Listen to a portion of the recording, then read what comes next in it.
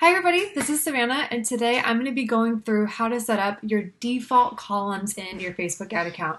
And this is the first lesson of your Facebook ads training, and this is because it's so important to make sure that before we're building out campaigns and measuring performance that we have all of our metrics set up so you can adequately analyze the data and know what's going on in your ad account. So let's get started.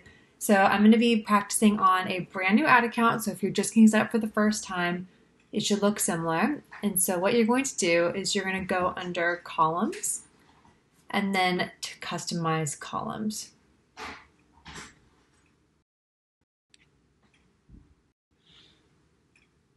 There we go.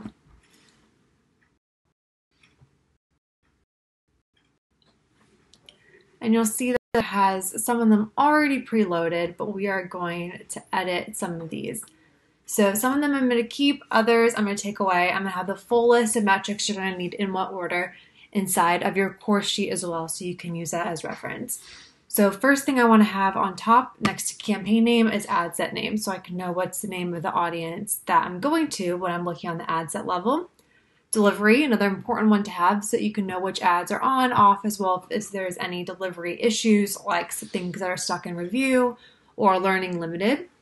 Bid strategy, also extremely important to have on your dashboard, because if you're utilizing, let's say, a cost cap strategy or bid caps, you want to be able to quickly see what is that cost cap set up, is it set up correctly, and if things aren't spending, then you can know, okay, maybe I need to raise my cost cap. So it's really good to have this front and center. Budget, of course, another big one, being able to edit your budget on the fly of both campaign and ad set level metrics. I'm going to get rid of last significant edit, results, region impressions. I'm going to probably put those towards the end of my list, but they're not the most important. Getting rid of quality results, quality ranking. And then I want to move up amount spent right under budget. I like having amount spent right next to budget, so I can see, okay, if my daily budget on my CBO is $100, am I getting through my whole amount spent? And then I'm going to get rid of ends and schedule as well. And now it's time to go in and add some of the other metrics that are going to be really important for analyzing performance. So the first one I'm going to add into this is purchase conversion value. So you see where it says purchases, I'm going to click on the value. There we go. And it's going to pull this up. I'm going to put this right below amount spent. Uncheck these, or else you're going to get 4 different things in your dashboard telling you what your website conversion value. You just need this so you can uncheck that. And I like having this next to amount spent, so then I can see, okay, I spent $2,000 on Facebook ads this week. I got $4,000 back. It's just good to have the dollar amount metrics right next to each other. Alrighty, moving on to purchases. Now I want to see just the total amount of purchase. So I'm going to go click on total. I'm also going to move that right below website purchase conversion value. Uncheck these, don't need them. And then purchase return on ad spend. So that's going to be this one. I'm going to click on total as well. Move that back up. Uncheck this again. So here we have it. Probably the 3 most important things that I look at on a day-to-day basis. How much did I spend? What value am I returning? How many purchases? And what is that return on ad spend? And then, of course, I want to see what is my cost per purchase, because some of my clients measure me on a CPA target, so that's very important too. So I'm going to click the cost button. I'm going to move that up. And then the next ones I'm going to be putting in are these unique numbers. The first one is cost per unique checkout initiated. So you can see right here where it says unique, but I want the unique cost per unique checkout initiated before I'm going to click just the unique total. And I'm going to move that right behind cost per purchase. And there we have it. So first, let me dive into what is a cost per unique checkout initiated, because this is something that I'm going to reference a lot in terms of how to make ad buying decisions and what are the leading metrics. So what a cost per unique checkout initiated means is if someone goes on your website and enters the checkout form, so they start checking out, entering their email address, their payment info, etc., that's going to be counted as a checkout initiated. So what does the word unique mean as opposed to just regular checkouts initiated? So what unique is referring to is by the individual user.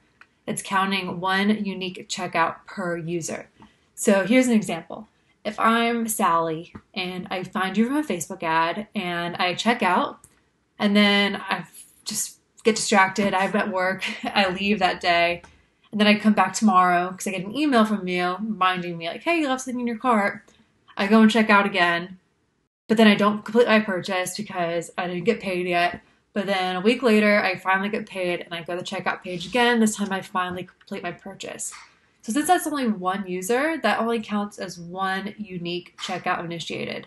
However, if I was just using the regular total, that would count as three checkouts initiated. So that's why I like using the unique numbers, because I don't necessarily care about how many times one person maybe reaching the checkout page, bouncing, going to another device to the checkout page. I want to track by the person. So if Sally's reaching the checkout page, that's what I care about. I don't care how many times she gets there. I just care that she's getting there. And so I have unique cost per checkout initiated, and then now I'm going to add to carts, which is another leading metric that I use to evaluate ad performance. So what I'm going to do the same thing. I'm going to click on cost per unique add to cart, put that right below unique checkout initiated, and then just the unique total, which is right here.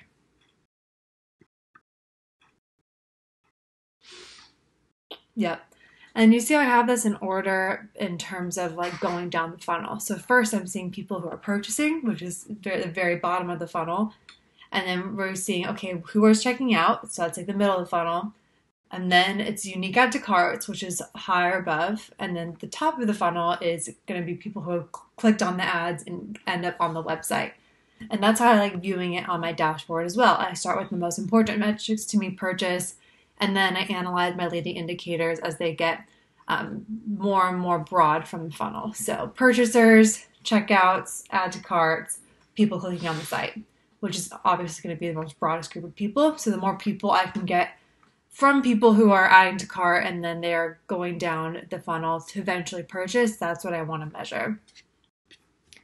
So next, to get the very top funnel metrics, I'm going to look at outbound clicks. And you can also do unique outbound clicks for this as well. Cost per unique outbound click, so right above, yeah. And again, measuring by the person. So if Sally clicks on that 5 times, I just care that she clicks on it once. I want to know how many people are getting down the funnel, not necessarily how many times they're clicking on an ad or how many things they're adding to the cart. Because like with unique add to carts, for instance, if someone adds 5 things to their cart, that's going to count as 5 add to carts, but only 1 unique add to cart. So unique is always signifying the person who is making the action, how many total people are making the action, not how many things are in the cart. And then lastly, I want to add my outbound click-through rate. So the unique outbound click-through rate.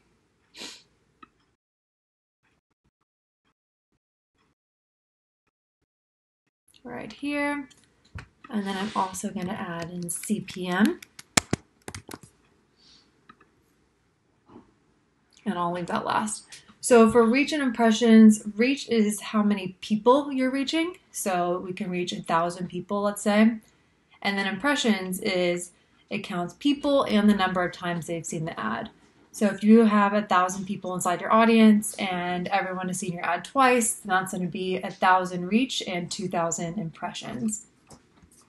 And then I'm going to leave the attribution window as the 28-day click, 1-day view. So that means that if someone clicks on an ad and then purchases within 28 days, then that ad is going to be attributed to Facebook revenue. So, and it always happens on the day they click on the ad. So for instance, if on February 1st, somebody clicks on an ad, but then they don't purchase until February 28th, that ad revenue will go back into Facebook dashboard under February 1st, and it'll show that the revenue in ROAS is going to come up on February 1st. And that's if they click. So they have to physically click to the website from the ad, and they have 28 days from when they click on ad for Facebook to take credit. And then what one-day view means is that if someone views an ad, so view does not mean click on it. So let's just say they were browsing on your website, the ad's like in a car, and they bounced. Maybe they didn't even know you from a Facebook ad. But then in your remarketing audience, maybe you're retargeting people who have went to your website in the last 7 days. They see your Facebook ad. So they're scrolling through their Instagram stories and they see your ad. They don't swipe up, they don't click on it, but there's the impression. They're getting it in their minds about their brand. So if someone sees an ad but does not click on it, then there's only a 24-hour window where Facebook will take credit.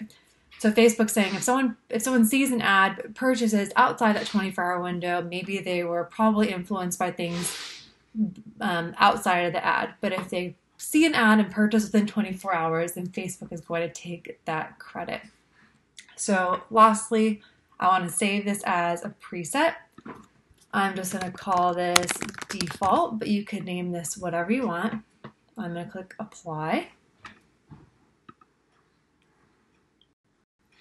And there we have it. I have my column. This is default. And then I also want to set as default. And there you go. So now you have your default column set up. As you can see, we have them all here so that once you start building out your ad account and start getting data in, or if you already have your ad account, now you can analyze your data a bit better with these metrics. I'm going to be referring to these in the reporting trainings as well. I hope you got a lot of value out of this, and please feel free to reach out if you have any questions on how to set up your default account columns.